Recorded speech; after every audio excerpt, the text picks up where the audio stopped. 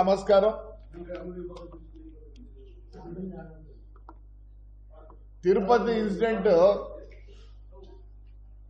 చాలా దురదృష్టకరం, దానికి డౌట్ లేదు. ఇలాంటివన్నీ ఈ తొక్కిసలాట్లు ఇవన్నీ సాట జరుగుతా ఉన్నాయి. ఎంతమంది పోలీసు ఉన్నా, ఎంత పకడ్బందీగా ఉన్నా కానీ జరిగేట్టు జరుగుతాను. ఎందుకంటే మానవ తప్పిదం. దాన్ని పట్టుకొని ఓ అని అరుస్తారు. తప్పు. ఎందుకు అంతగా అరుస్తున్నారు?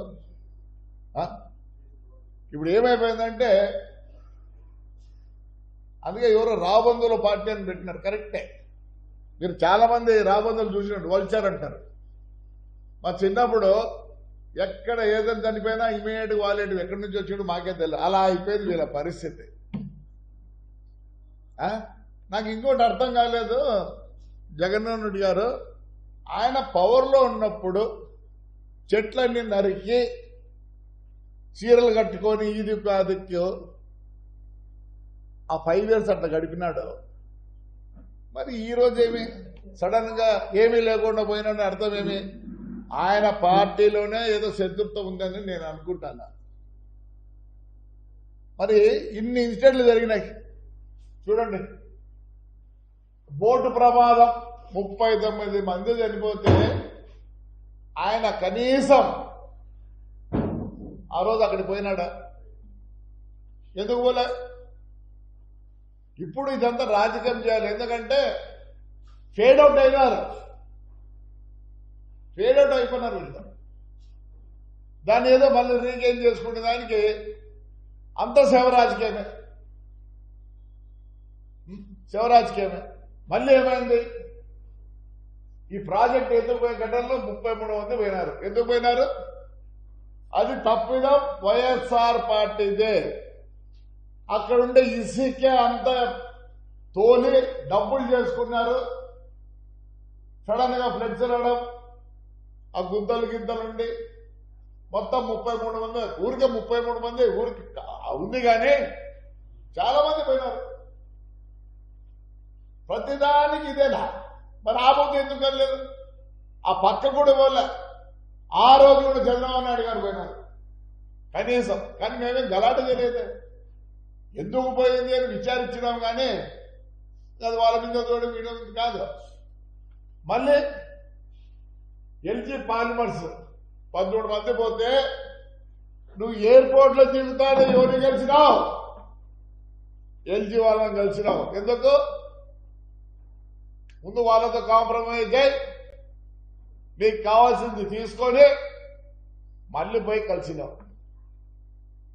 మీ విషయానికి వస్తే ఒకటి, వేరే విషయానికి వస్తే ఇంకొకటి. అలానే చూద్దాం. రూయా ఆసుపత్రి 12 మంది చచ్చిపోయినారు. పోయిన వాటికి పోలే. ఏమనంటే ఏదో అంబులెన్స్, నీకు అంబులెన్స్ తెలియదు, ఆక్సిజన్ లారీ తెలియదు, ఏమీ తెలియదు. అంబులెన్స్ ట్యాంకర్ అంటావు. నీకు మరి ఏం చదువుకునేవేమో మాకు తెలియదు కానీ మేమందరం నువ్వు చదువుకునే స్కూల్లో చదువుకున్నాం. ఎంత చెడ్డ పేరు తెచ్చినామంటే ఆ స్కూల్కి. నీకు అంబులెన్స్ తెలియదు, ట్యాంకరు తెలియదు. అంబులెన్స్ ట్యాంకర్ అది, ఆక్సిజన్ ట్యాంకర్. మరి ఆ పొద్దు ఏదో అయింది. మరి దానికి ఆ పొద్దు జవాబు సరిగ్గా లేదా? ఈ పొద్దు ఏదో ఇన్సిడెంట్ అయిందని ఇంతగా అరుస్తున్నారు. ఇంకా మాది 17లో యాక్సిడెంట్ అయింది. 2 డ్రైవర్లు చచ్చిపోతే ఆయన రోజమ్మ ఈయన పోయి ఏమడుగుతున్నాడో తెలుసా? ఆయన ఫోరెన్సిక్ రిపోర్ట్ ఇవ్వాలి. ఫోరెన్సిక్ రిపోర్ట్ అసలు మీకు తెలుసో తెలియదు. ఒకప్పుడు ఫోరెన్సిక్ ఇక్కడ లేదు, తిరుపతిలోనే ఉండే. మొత్తం రాయలసీమ తిరుపతిలో ఉండే. అది పోయేదానికి గంటలు పడుతుంది, టెస్ట్ చేసేదానికి 10 రోజులు పడుతుంది. ఈయన తగ్గు వేసుకుంటాడు. కలెక్టర్ తింటాడు, ఎస్పీ తింటాడు. అంతా విజువలైజ్ ఉంది. చూపిస్తాను, నీకు విజువల్లో చూపిస్తాను. నీకు భాష రాదు, ఏమీ తెలియదు, అందరి మీద నిందలేసేది ఒకటి తెలుసు. నువ్వు ఫెయిల్ అవుతున్నావు. ఇలాంటివన్నీ టేకప్ చేసినావు.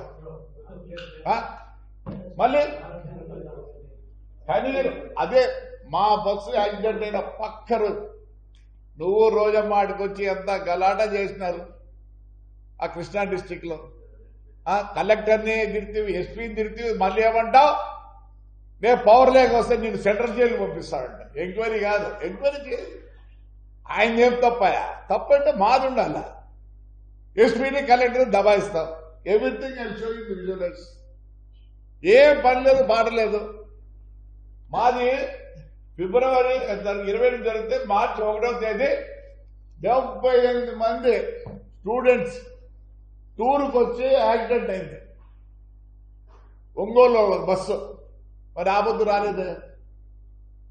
చెప్తేనే యు ఆర్ ఫేడింగ్ అవుట్. ఆ ఫేడ్ అవుట్ అవుతాను కాబట్టి నువ్వు మళ్ళీ ప్రజల్లోకి రావాలనుకుంటున్నావు. అదేమో అసంభవం.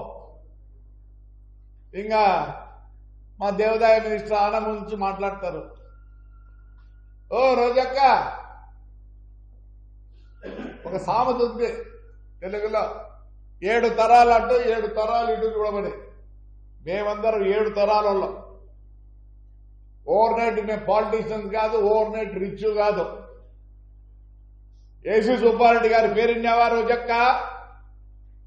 విన్నావా? 1932లోనే ఆయన పాలిటిక్స్ లో దిగి కోఆపరేటివ్ ప్రెసిడెంట్, 60లో మినిస్టర్. ఆయన ఎవరు పడితే వాళ్ళు మాట్లాడింది నీకు ఖర్చు చెప్పాలనా? నువ్వు టోకన్ నమ్ముకొని కదా బెంచ్ కారు తెచ్చుకోనిందా? పోయినప్పుడల్లా 100 మంది. ఎట్లొచ్చింది నీకు బెంచ్ కారు?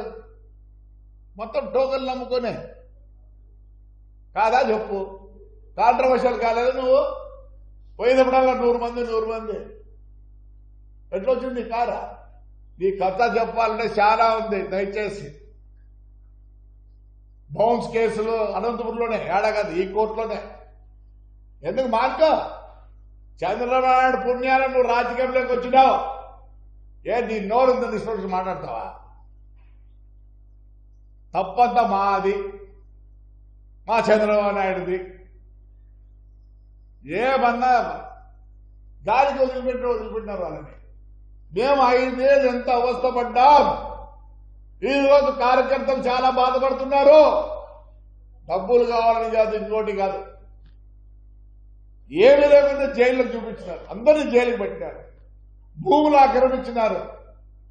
చంద్రబాబు నాయుడు గారు దయచేసి నేను కోరుతాను, ఒక చూపు కార్యకర్తల మీద పెట్టండి. చాలా కష్టపడుతున్నారు. మీరు అభివృద్ధి అంటారు, మేమే వద్దలే. దాని గురించి ఆలోచించాల్సిన పనిలే. ప్రజలకు అందరికీ తెలుసు. కానీ ఆ కార్యకర్తల మీద కూడా దయచేసి పెట్టండి.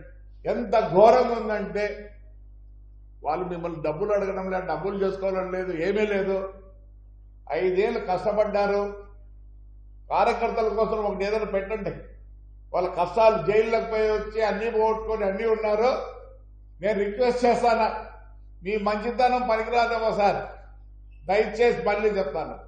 నేనేమనంటే మీకు అందరికి బాధ. నేను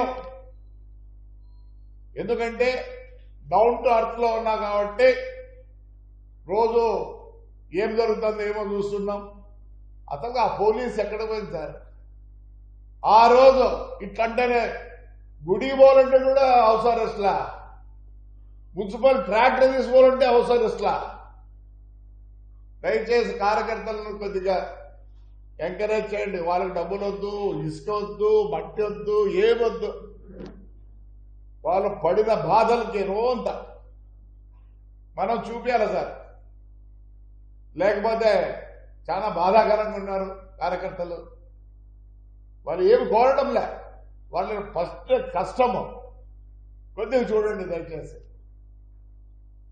మా ఊర్లోనే మొత్తం కేసులు 890 కేసులు ఉన్నాయి. ఇంతవరకు దానిని పట్టించుకునే వాళ్ళు లేరు. అసలు ఈ పోలీసులు చూస్తుంటే, ఆ పోలీసుని ఈ పోలీసుని చూస్తుంటే బాధాకరంగా ఉంది. ఎవరు చెప్పరు మీకు? నాకు తెలుసు కాబట్టి చెప్తున్నా, అందరికీ తెలుసు, బయటికి చెప్పలేరు. నాకు కావాల్సింది మీరు బాగుండాలని కోరుకుంటారు ప్రతిసారి. నాకు ఆ పదవి వద్దు, ఏమి వద్దు, నేను ఇట్లే ఉంటాను, పార్టీ కుదరం పనిచేస్తా. దయతలిసి కార్యకర్తలని దానికి ఏదైనా ఒక వింగ్ మాదిరి పెట్టి వాళ్ళ బాధలను తీరవండి. ఎవరు డబ్బులు కావాలని కోరుకోవడం లేదు. చాలా కష్టపడ్డాం, బయటికి రాలేని పరిస్థితులు మాకున్నాయి. మీరు ఇవన్నీ తీర్చాల్సి వస్తుంది. రోజమ్మా, ఏం ఆనవాళ్ళు చాలా తక్కువ వేసుకుంటాను నువ్వు. 30 నుంచే రాజకీయంలో ఉన్నారు. నన్ను అడిగితే కొన్ని ఫ్యామిలీస్ ఉన్నాయి, పాత ఫ్యామిలీస్, వాళ్ళలో వీళ్ళు ఒకరు. నెల్లూరులో మున్సిపల్ చైర్మన్ కూడా వాళ్ళే, బిఫోర్ ఇండిపెండెన్స్. ఎవరి గురించి వాళ్ళ గురించి మాట్లాడద్దు. నువ్వు తైతక్కలాడుకుంటా ఇప్పుడు వచ్చిన రాజకీయంలోకి మానుకో, ఇష్టపడినట్టు మాట్లాడతాను అందరినీ. ఈతలో మాట్లాడలేక కాదు, ఎందుకు నోరు అదుపులో పెట్టుకో. ఏమనుకుంటాను నువ్వు? పెద్దాని అని వస్తారో నన్ను అడిగితే, కార్యకర్తలారా వీళ్ళని బయటికి రానికూడదు, బయటికి రానికూడదు. మీరు కూడా అందరూ ఏదో ఊరుకున్నారు. లేదు, మనం 5 ఏళ్ళకు కూడా మాట్లాడలేని పరిస్థితి, ఎలక్షన్లో నిలబడలేని పరిస్థితి. పెద్దోళ్ళు ఎట్లన్నా ఉన్నాయి, మనం కొద్దిగా విజృంభించాల్సిందే. అంటే అతనికి అర్థమయ్యాలి. అంతకుముందు ఎప్పుడు జగన్మోహన్ రెడ్డి బర్త్డే అట్లా జరగాలి, ఈసారి జరిగినాయి, ప్రతి పల్లెల్లో జరిగినాయి. ఆడిపోయింది పోలీసు. ఆ పొద్దు మేము చంద్రబాబు నాయుడికి దండ వేయాలంటే కూడా వేయలేని పరిస్థితి. లోకేష్ యాత్ర స్టార్ట్ చేసినప్పుడు ఎన్ని కష్టాలు పెట్టారో మర్చిపోయినారా? డీజేలు లేవు, మైకులు లేవు. ఇలాంటి పరిస్థితుల్లో మరి ఎందుకు ఇంత సున్నితంగా ఉన్నారో మాకు తెలియడంలే, ఎక్కడ ఏం జరిగిందో మాకు తెలియడంలే. చాలా బాధాకరంగా ఉంది. ఎందుకు మాట్లాడిస్తున్నారు వీళ్ళని? ఎందుకు మాట్లాడిస్తున్నారు? ఓ పని చేయండి, రోజమ్మ బెంచ్ కారు తెచ్చుకుంది, టోకెన్లు అమ్మే, కావాలంటే ఎంక్వైరీ పెట్టండి, తెలుస్తుంది. ఎప్పుడు పోయినా 100 మంది 100 మంది. ఏమో సొంతం అనుకుందేమో, ఈ పొద్దు ఏదో అరుస్తుంది. మళ్ళీ ఏదో చెప్తున్నారు మన ప్యాకెట్లు ఇచ్చేదానని.